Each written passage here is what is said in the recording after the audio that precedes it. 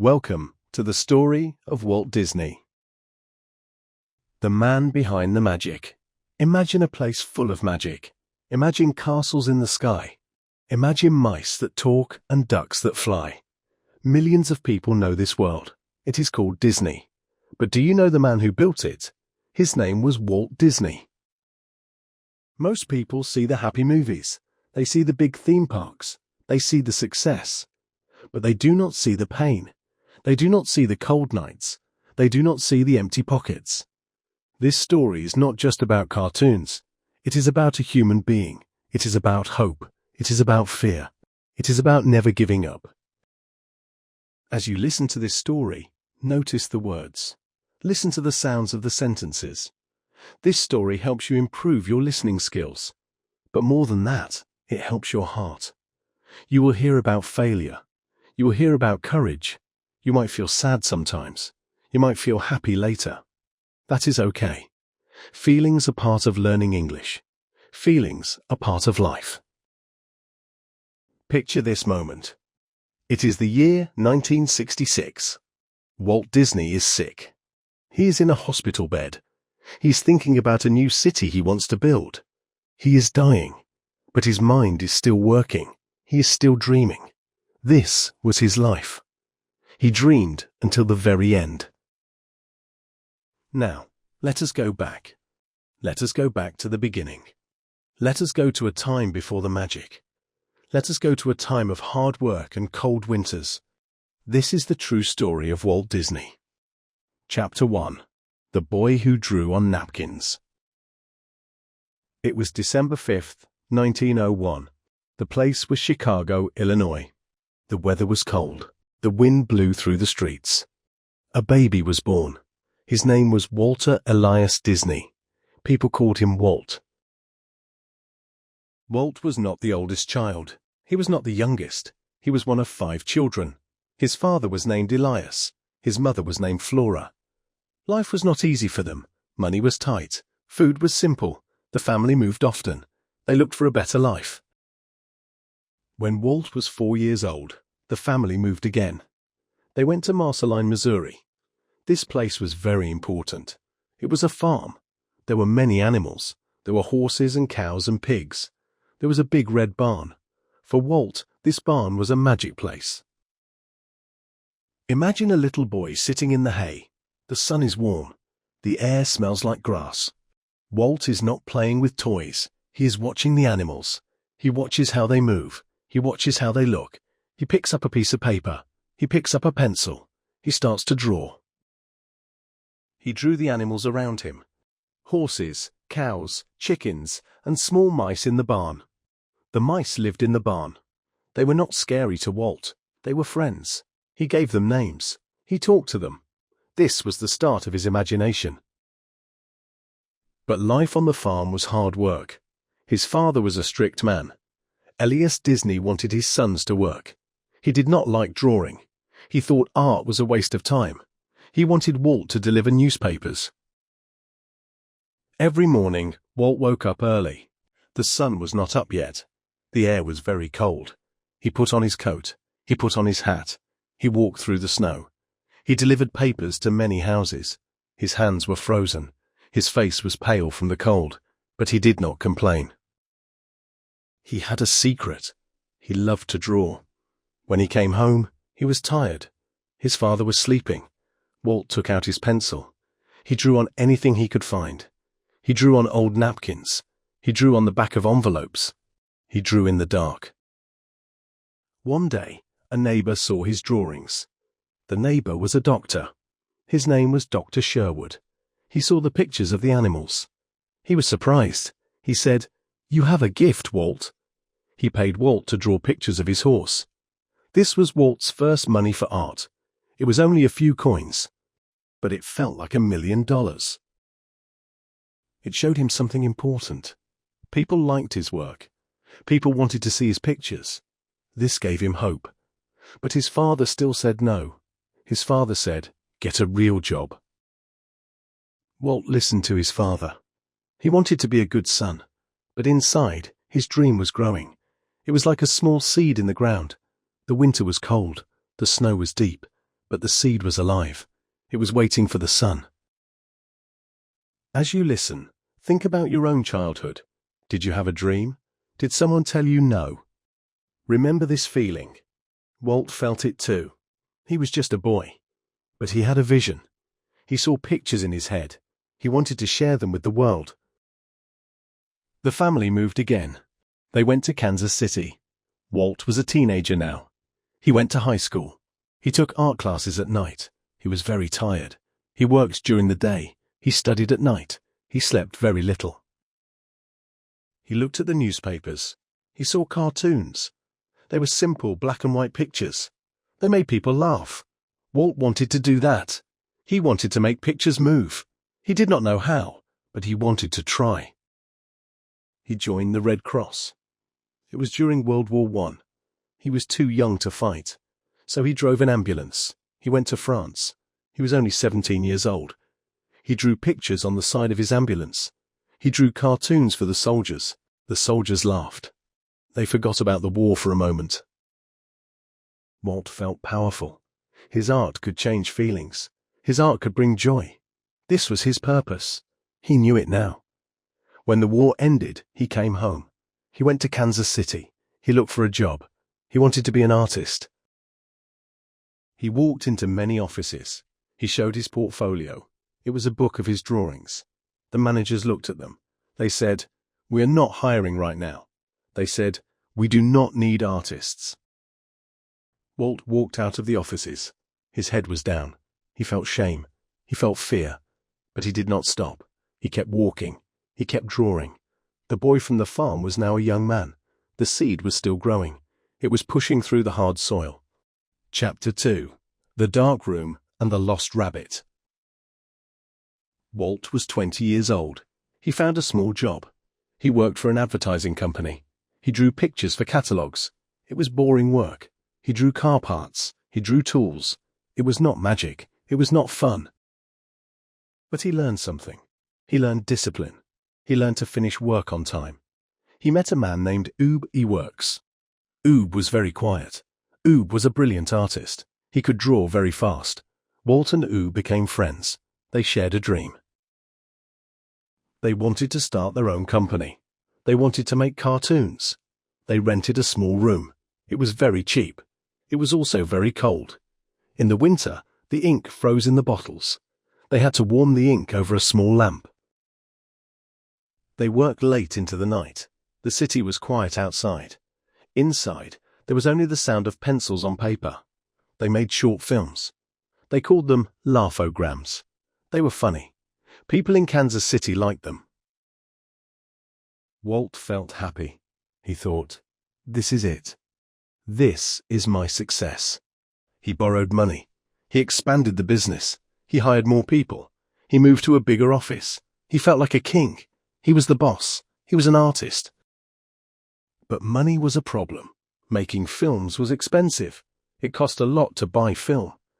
It cost a lot to pay the workers. Walt did not know about business. He only knew about art. He spent all the money. He did not save enough. Then the bad news came. The company ran out of money. They could not pay the rent. They could not buy food. The bank took the equipment. The dream was gone. Walt was bankrupt. He had no money. He had no job. He was 22 years old. Imagine this moment. Walt sits in the empty office. The lights are off. The desks are gone. He holds a suitcase. It has his clothes and his drawings. That is all he owns. He feels heavy sadness. He feels like a failure. He had one ticket. It was a train ticket to Hollywood. His brother Roy was there. Roy was sick. He had tuberculosis. But Roy sent money for the ticket. He said, "Come to California. We will try again." Walt took the train. The journey was long. He looked out the window. The fields passed by. The mountains passed by. He thought about his life. He thought about the lost money. He thought about the people who trusted him. He let them down. He arrived in Hollywood. It was sunny and warm. It was different from Kansas City. But Walt was not happy. He had no studio. He had no camera. He had no friends in the industry. He was just another boy with a suitcase. He tried to sell his ideas. He went to the big movie studios. They laughed at him. They said, "We already have our cartoon producers." They told him to go home. They told him to get a real job. Walt started to work again. He made a new character. It was a rabbit. His name was Oswald the Lucky Rabbit. Oswald was cute. Oswald was funny. A big company called Universal liked Oswald. They made a deal with Walt. Walt worked very hard. He made many Oswald cartoons. They were popular. People loved the rabbit. Walt felt hope again. He thought, "Finally, I am safe."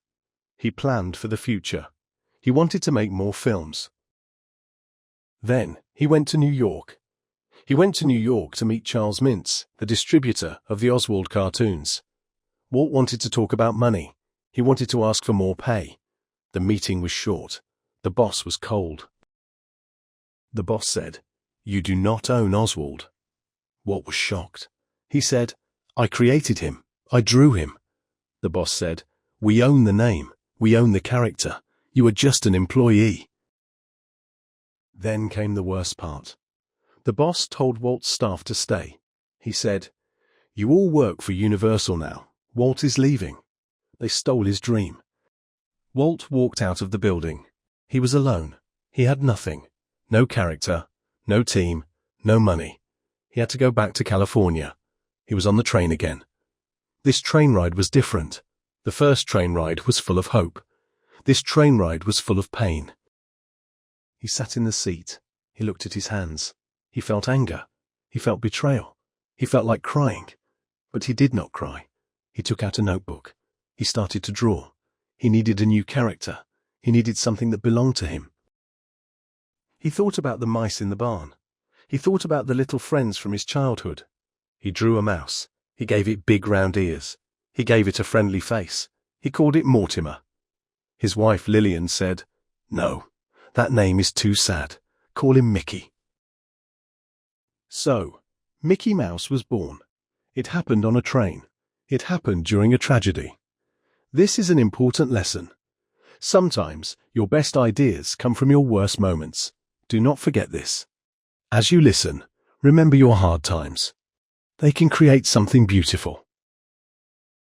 Walt arrived in Hollywood. He told Ubi Works about Mickey. Ub said, "Let's make him." They worked in secret. They did not tell anyone. They were afraid Universal would stop them. They worked day and night. They made 2 silent movies, but nobody wanted them. The world wanted sound now. The world was changing. Movies had voices. Movies had music. Walt had a crazy idea. He wanted Mickey to speak. He wanted Mickey to sing. Everyone said it was impossible. They said, "Cartoons do not have sound." They said, "It costs too much." Walt did not listen. He invested all the money he had. He risked everything. He put all his money into one film. It was called Steamboat Willie. If this failed, Walt was finished. He would be poor forever. Chapter 3. The Mouse That Roared. The year was 1928. The place was a small theater in New York. Walt was nervous. His hands were shaking. He stood in the back of the room. The lights went down. The screen was white. The film started. It was black and white. But then, there was sound. There was music. There was a whistle. Mickey Mouse was moving his lips. The sound matched the picture. It was perfect. The audience was quiet at first. They were surprised. Then they started to laugh. They clapped their hands. They cheered. Walt listened to the noise. It was the best sound in the world. It was the sound of success. Steamboat Willie was a hit. People talked about it. They had never seen anything like it. Mickey became a star. Children wanted Mickey toys. They wanted Mickey clothes. Walt was no longer a failure. He was a creator. But Walt was not satisfied. He wanted more. He did not want to just make short cartoons. He wanted to make a full movie, a long story, like the movies with real actors. He wanted to make Snow White and the 7 Dwarfs. This was a huge risk. People called it Disney's folly. They said it would fail. They said, nobody will watch a cartoon for 1 hour. They said, It will make you cry, not laugh. They said, you will lose all your money. Walt listened to the critics, but he trusted his heart. He believed in the story. He believed in the art. He spent 3 years making the film. It cost $1.5 million. That was a lot of money in the 1930s. The studio needed cash. Walt had to borrow more money. He showed the unfinished film to a bank. The banker watched the screen. He saw Snow White crying. The banker believed in the project and approved more funding. Finally, the movie was ready. It was 1937. The premiere was in Los Angeles. Many famous people were there. Charlie Chaplin was there. The lights were bright. The cameras flashed. Walt stood on the stage. He was very emotional. The movie started. The colors were beautiful. The music was powerful. The story was sad and happy. When the movie ended, the audience stood up. They clapped for 10 minutes. They cried. They smiled. Walt went to the bathroom. He locked the door. He sat on the floor. He cried. He was not sad. He was relieved. The pressure was gone. The risk was paid. Snow White. It became one of the highest-grossing films of its time. It saved the studio. It changed history. This moment shows us something. Courage is not the absence of fear. Courage is acting even when you're afraid. Walt was afraid. He was very afraid. But he moved forward. Think about your life. Are you afraid to take a risk? Are you afraid to try something new? Remember Walt in that bathroom. He won, but he was shaking. Success does not mean you are not scared. Success means you did it anyway. After Snow White, Walt built a new studio. It was in Burbank, California. It was modern. It was clean. Artists from all over the world came to work there. They drew Pinocchio. They drew Bambi. They drew Fantasia. But the world was changing again. World War II started. The government asked Walt to make training films for soldiers. He did not want to stop making magic, but he served his country. He made films about health and safety. He made propaganda films. After the war, things were hard again. Money was tight. The studio was in debt. Walt needed a new idea. He looked at his daughters. They went to a park. The park was dirty. The parents sat on benches. The children played alone. Walt did not like this. He thought, why is there no place for families? He imagined a clean park, a safe park, a magical park. Parents and children could have fun together. There would be no dirt. There would be no sadness. He called it Disneyland. Everyone said no again. They said, amusement parks are cheap. They said, people will not pay to walk around. They said, it is a waste of money. Walt did not care. He created a new company. He used his own money. He borrowed from banks. He even showed his plan on television. He asked people to support him. He invested much of his own money and took big financial risks. He risked his retirement. He bought land in Anaheim. It was orange groves. There were no roads. There was no water. It was just dirt. But Walt saw a castle. He saw a train. He saw happy faces. Construction began. It was chaotic. The paint was wet. The rides were not finished. The opening day was set. It was July 17th, 1955. It was live on television. Millions of people watched. But things went wrong. It was a very hot day. The asphalt was melting. Women's high heels sank into the ground. The water fountains did not work. There was not enough food. There were too many people. It was a disaster. Walt watched from a window. He felt sick. He thought, I have failed again. He thought, everyone is laughing at me. But he did not show it. He went on TV. He smiled. He said, welcome to Disneyland. He promised to fix it, and he did. Over the next few months, the problems were fixed. People loved it. They came from all over the world. They wanted to see the magic. Walt walked through the park. He watched the children. He saw their eyes light up. This was his greatest achievement. It was not a movie. You could not put it in a pocket. You had to be there. It was a place where dreams came true. Walt proved the critics wrong again. He proved that imagination has value. As you listen to this part, notice the vocabulary. Words like construction, disaster, achievement. These are useful words. Write them down if you can. But more importantly, feel the story. Feel the stress of opening day. Feel the relief of success. Chapter 4. The City of Tomorrow and the Final Dream. Walt was getting older. His hair was grey. He smoked many cigarettes. He worked very long hours. He did not take vacations. He did not know how to relax. His mind was always working. Disneyland was successful, but Walt was bored. He wanted something bigger. He looked at the city around him. Cities were dirty. Cities were crowded. There was traffic. There was crime. Walt thought, I can build a better city. He called it EPCO. It stood for Experimental Prototype Community of Tomorrow. It was not a theme park. It was a real city. People would live there. He imagined a city with no pollution. The cars would be underground. The people would walk above. The technology would be new. The schools would be the best. It would be a perfect community. He bought a huge piece of land in Florida. It was larger than Manhattan. It was secret. He used fake names to buy the land. He did not want the prices to go up. He called it the Florida Project. He planned everything. He drew maps. He built models. He met with engineers. He met with government leaders. He was full of energy. He was 64 years old.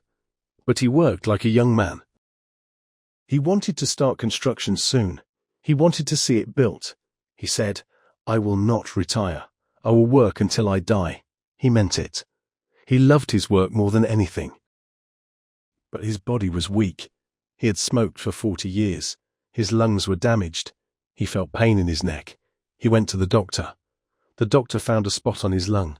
It was cancer. Walt did not tell many people. He kept working. He went to the studio. He went to the Florida site. He walked through the swamp. He planned the roads. He planned the houses. He did not talk about his illness. He knew time was short. He recorded videos for his family. He gave instructions for the company. He wanted to make sure the dream continued. He was worried. He worried that people would stop dreaming. He worried that the magic would end. One day in November 1966, he felt very sick. He could not work. He went to the hospital. His brother Roy was there. His daughters were there. The room was quiet. The machines beeped. Even in the hospital, he was still thinking about Epcot. He wanted the city to be built. He wanted the future to be bright. On December 15th, 1966, Walt Disney died. He was 65 years old. The news spread quickly. The world was sad. People cried in the streets. Children asked, who will make the cartoons now? It was a huge loss. The man who created Mickey was gone. The man who built the castle was gone. But he left something behind. He left the company. He left the studios. He left the parks. His brother Roy took over. Roy was old too. He was sick.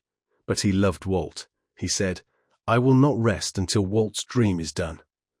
Roy delayed his own retirement. He focused on the Florida project. The first part of the Florida project opened in 1971. It was called Walt Disney World. Roy stood on the stage. He said, this is for Walt. He put Walt's name on the park. Roy died only 2 months later. The two brothers were gone, but the magic remained. Epcot was not built exactly as Walt planned. It became a theme park, not a city. But the spirit was there. It was about innovation. It was about the future. Walt's ideas are still used today. Think about this. Walt is dead, but his work is alive. Millions of people visit his parks every year. They watch his movies. They listen to his songs. His imagination is still working. This is a kind of immortality. You can do this too. You do not need to build a park. You do not need to make movies. But you can create something. You can write a story. You can build a business. You can help people. If you put your heart into it, it will last. As we near the end of this story, take a deep breath. Relax your shoulders. You have listened for a long time. Your English is getting better. You understand more words. You understand more feelings. This is progress. Be proud of yourself. Chapter 5. The Lesson of the Mouse Ears. Now we come to the end. But it is not really the end. It is a new beginning for you. What can we learn from Walt Disney? There are many lessons, but I want to share 3 important ones. The first lesson is about failure. Walt failed many times. He lost a company. He lost a character. He lost money. He was told no many times. But he did not stop. Failure is not the opposite of success. Failure is part of success. You must fail to learn. Do not be afraid of mistakes. Make mistakes, then fix them. The second lesson is about vision. Walt saw things that did not exist. He saw a mouse talking. He saw a castle in a swamp. People thought he was crazy, but he trusted his vision. You have a vision too. Maybe you want to learn English. Maybe you want to travel. Maybe you want to help your family. Hold on to that vision.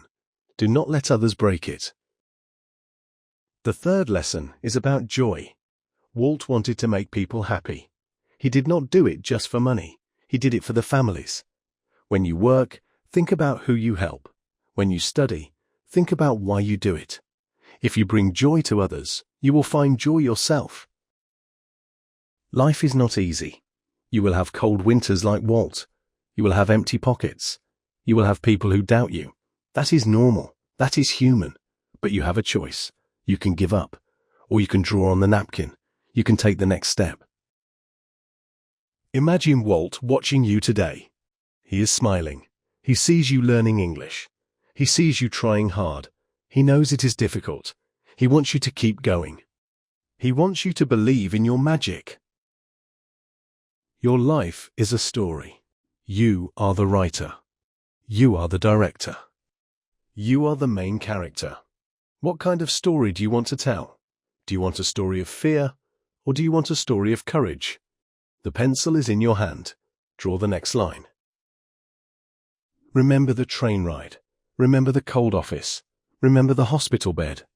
Walt Disney was just a man. He was not a superhero. He was flesh and blood. He got tired. He got sick. But his spirit was strong. We have traveled through time together. We saw the farm in Missouri. We saw the studio in Hollywood. We saw the parks in Florida. We saw the life of Walt Disney.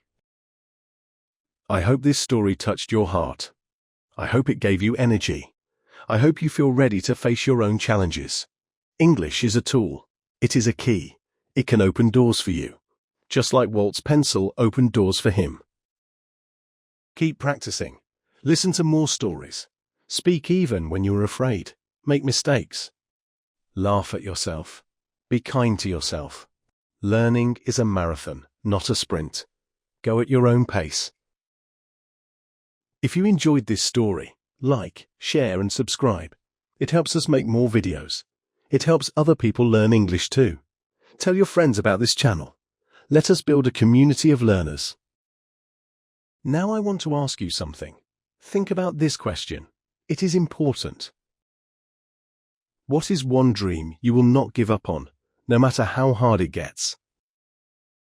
Think about your answer. Maybe it is learning English. Maybe it is a job. Maybe it is helping someone. Whatever it is, hold it tight. Write your answer in the comments below. I want to read your dreams. I want to support you. Many people will watch this video, but only a few will comment. Be one of them. Thank you for listening. Thank you for sharing your time with me. As Walt Disney once said, all our dreams can come true if we have the courage to pursue them. Goodbye for now.